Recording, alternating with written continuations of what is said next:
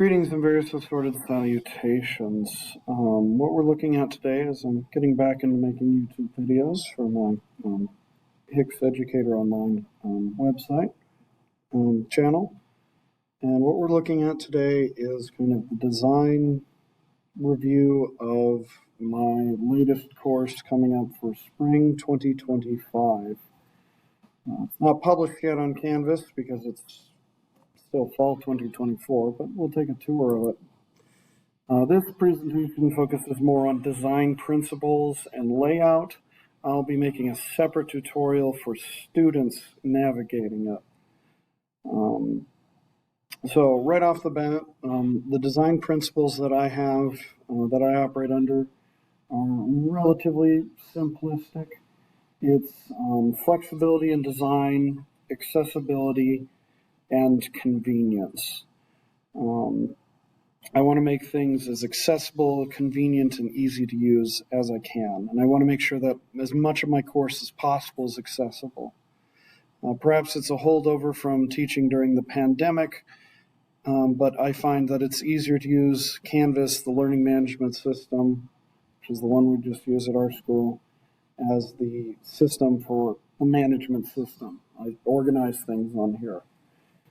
So right off the bat, when you click on the course from the dashboard, it takes you to the home page. And the home page is designed to be kind of a one-stop shop for a lot of things. I have a lot of materials posted here, including online access to the textbook, online access to our glossary of terms, and then a quick access link to Canvas grades. Now, yeah, they can click on it over here as well at any time, but I found a number of students are used to varying levels of Canvas interaction and functionality and design practices. And so often I will implement multiple ways to do the same task as a way of allowing me to have the largest number of students figure out what they need to do in case they miss instructions for whatever reason. Thus, over here I have all my resources posted, such as access to the syllabus, the course map key, common resources, some operational norm stuff, things of that nature. Scrolling down a wee bit further, we have the calendar with overall unit learning targets and dates. And this is kind of a one-stop shop because there's a number of students that have been taught use the home page to navigate things. And so when you click on one of these, it takes you to that section of the course for use. So let's dive right in. Another feature I have up here is the announcements. I have it set to display the 3 or 4 most recent announcements. Some of the announcements I'll give are things like weekly announcements, like what are we doing this particular week? Is there anything particularly due at this time? I'll have some stuff like that. Or if there's just major things I need to inform all my classes, like schedule changes, or if I'm absent, things like that. Let's take a look at the overview link and see we can click here. And what this is designed to do is to jump to an overview page. Now the overview pages organize the unit. I try and publish them at the start of the unit so that they are accessible and I can give clarity to what I expect students to do each day and what we're going to be working on. And once again, it's that accessibility thing. I can plan ahead and I want to plan ahead and I want to make sure that students can benefit from that planning ahead. So like we have some activities that we'll be looking at. But I have it organized, the introduction blurb here. I have the learning targets posted here. And then I have an assignment checklist. I want to have clarity in what is being graded and when is it due. And this is one of the ways that I can post it. Students can use the calendar feature in Canvas as well. There's just different approaches, and I try and make it so that they all can fluidly fit together. I also have quick resources to some of the common things one might be using, like the textbook, the glossary, things of that nature. And then the weekly unit, the unit calendar is separated by week. It is color coded, essentially just alternates through a series of colors. So week one just happens to be green, the next week is a different color. And that's so that it can be color coded with things. And I try and outline what are we doing each day, and if there's any materials that need to be accessed, like what do those look like? So for example, my welcome tour is a welcome presentation that goes over some safety stuff. I don't have that posted right now. I typically don't have it posted, but I indicate it's here by saying this is what we're working on. It usually takes me a while to get through it, so it's continued over here. And then there's various activities. The links are posted here. And that's the classroom agenda is more or less what we're going to do in a day. The next category I have is what to work on. And you'll notice that I've worded a bunch of things. I tried to channel some game design with this when I'm designing courses. And from what in my experience, I've learned if you want somebody to do something, you need to show them how to do it, you need to explain how to do it, and you need to also kind of subtly hint at it too. And so, like what to work on, I put in the parentheses section here to kind of do that. You won't see that later on in the unit, or maybe I'll put it back in to reinforce it, but this will go into different things that are what to work on during work time. I've also included a what's due if there's anything due on that day that'll be posted here, just like it's posted up here in the chart. Multiple ways to accomplish the same thing. Typically, I'll try and paste the information about the unit in the class announcements the week before, or at the latest the day of, before classes begin. Now, that being said, while this is a very nice setup here, I know a number of students are trained to operate exclusively in modules. And so I've designed my course to also run from modules. So I have the overview page, that's what I guide students to, but there's a fair number of students who, for a variety of reasons, they will automatically gravitate to or they're most comfortable with this. And this unit isn't the best example, but let's look at this unit under construction here. This unit here kind of has, okay, the resources are here, the assignments are always here, and it's relatively standardized for posting materials. This short unit on colonial Americas, for example, I'm using as kind of a mini tutorial unit. There's a few things we need to cover about early America, pre-colonial even sometimes, for our U.S. history class. And so this serves as kind of a tutorial level, if you want to think about it in video game speak. And it has an overview page too. And you can see I provided details here. And I try and use very similar formatting for everything so that the students kind of, once they've learned how to, quote unquote, play the game, they always know how to access the materials. And I'll try and have the schedules posted and linked to different things. Perhaps one of the pages that I ought to show you as part of this design tour is I have what's called my course map key. And this tells students like what things are and how things work. A lot of my stuff, I do describe it in class, I'll go over it in class, but what I have discovered is sometimes students forget, or it's a long semester, or maybe they were gone, or maybe they weren't paying attention. And so I like to make sure much of my material as possible, especially the procedural stuff, is in writing. Admittedly, partially I do it so that I stay consistent, but I've also found the students can benefit from this consistency as well.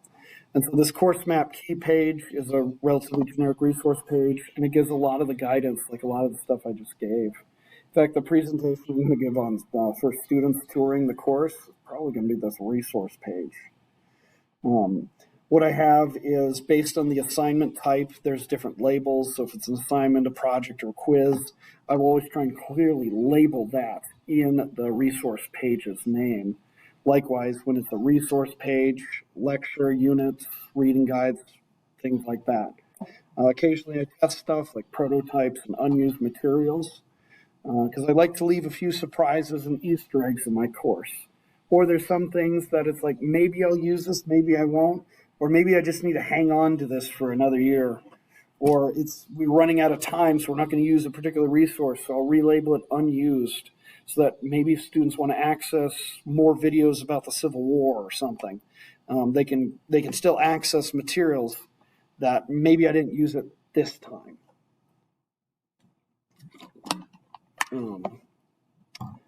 But no. A new feature I've also added is I've gotten interested in AI, and I've added some audio read-throughs for some of my resource pages.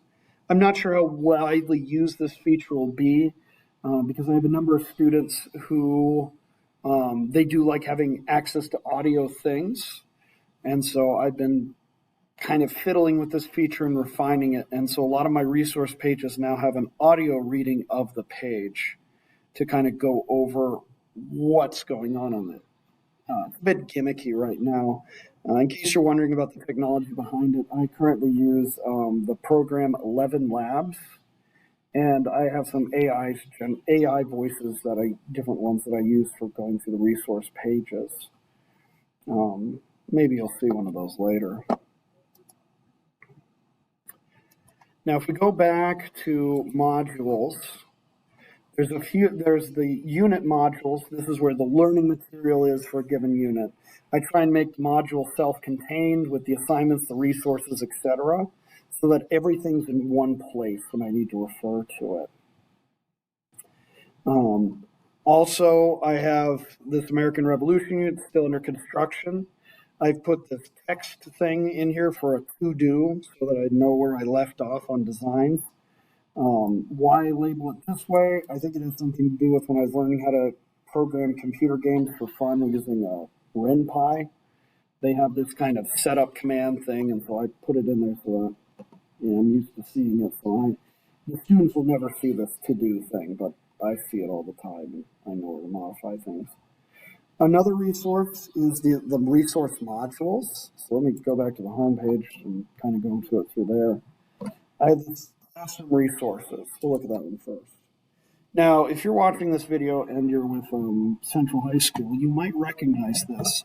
And that's because a few years ago, I actually designed the template for Central classes, and it was partially implemented. I designed some parts, and then some parts were not implemented.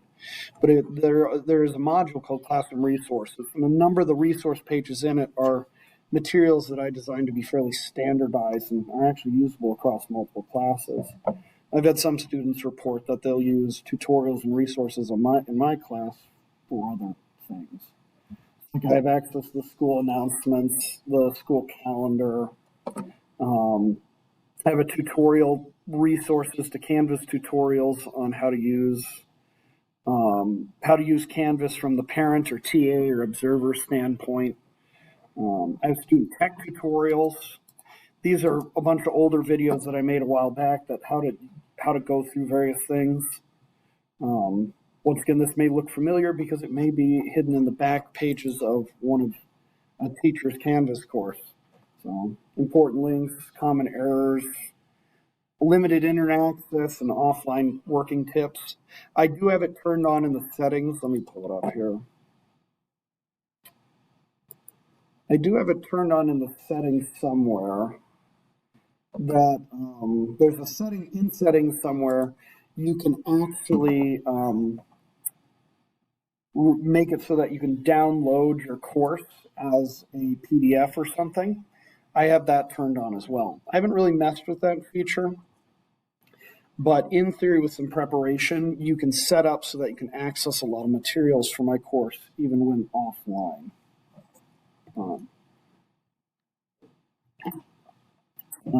Probably shouldn't have recorded this after doing a day of Civil War lectures. Oh well. There's some additional resources, and then I also have how to turn in assignments online and on paper. To be brutally honest, I really don't care what format assignments are in. I don't care if it's Google Docs. I don't care if it's Microsoft Word. I don't care if you create a PDF or an ODF file, Linux. use some format, as long as I can access it on my computer through Canvas Speed Grader, I don't really care about the format. And so I do have directions on how to do different file formats, how to turn things in different ways. If people are curious, I could make a video about that if people are really curious about that. But I also will accept most assignments on paper. So a student could opt to do it on paper or on computer. It doesn't matter to me. We use computers in my history class because it's an available technology to us. And I know what every student is issued. I know they're issued with a certain computer, and so I design everything to run on that computer they are issued by the school district. And that's kind of the big idea is that's why everything's on Canvas for my course. We do stuff on paper, we do stuff other ways, but I want people to be like, okay, we did that on this day, there's a reference to it here, there's the instructions here. But if you want to do all the assignments on paper, there's maybe one or two exceptions. I just don't care. But I go through the steps of how do you turn in your paper of your assignment that is originally designed for maybe the computer. Oh, and there's a brief time where I was doing some goofy Among Us themed stuff, and so you'll see that kind of artwork throughout my course. But I'm not picky about file formats. Now, the next feature that we're looking at here is the Social Studies Common Resources. This is in all of my U.S. History classes, and it's just common materials I just use over and over. So like access to our online textbook, access to the glossary, maps and geography tools, guidance on writing and citing different manual styles. There's some study tools as well, like how to deal with primary and secondary sources. There's annotated reading techniques and test-taking tips. I use them in all my classes. And so this is a module that I just dump in every U.S. history class I've taught for the past, since we started using Canvas. So sometime after 2020-ish, I think. It's just a tool I have. The other module that I dump stuff in that's kind of common across all my classes is the other stuff. This is just, I don't know where this fits, I'm going to dump it here. Some of it's silly, some of it's serious, some of it's useful, some of it isn't. But I have like my About Me page, I have details about artificial intelligence, there's a discussion board for the recipe exchange. This is an old Easter egg in my ancient civ class, back when we used to offer more classes in social studies. The ancient civ students spent a great deal of time writing the different pancake recipes on the bottom of their assignments. Yeah, I don't get it either. And so to kind of commemorate those days and commemorate that silly story, I have a recipe exchange, and so people can exchange recipes on a discussion board. Music that we play during work time is also here. I also have other playlists, like the train playlist. Sometimes on the big screen, students want some background noise because they feel bothered by absolute silence of working in, a classroom and a hallway that looks like it's part of the back rooms. And so train videos where they just shove a dash cam at the front of a train and just record for hours on end. Some students like that as a bit of background noise. I don't know. It's kind of interesting. I have other playlists for other educational things. And then some of the stuff just gets a bit silly. I have a page on, I found a poster online once of what to do if you find a baby seal in like San Diego, and so I posted it on there. Students find it amusing. There's just all kinds of goofy stuff in here. Easter eggs, job career pathways, silly stuff. But I'm working on increasing the accessibility of my courses, things like that. Grades, students can access their grades from here. I do all my grading in Canvas, so even if I'm given a physical piece of paper, I'll still grade it in Canvas, put it in Canvas. so that it's calculating the grades, and then I can move it to either Skyward, the computer system our school district uses, or students can pull up their grades here. I'll also give feedback in Canvas as well, so that like students aren't shuffling through papers or trying to find feedback in other ways. I try and make Canvas the one-stop shop for everything.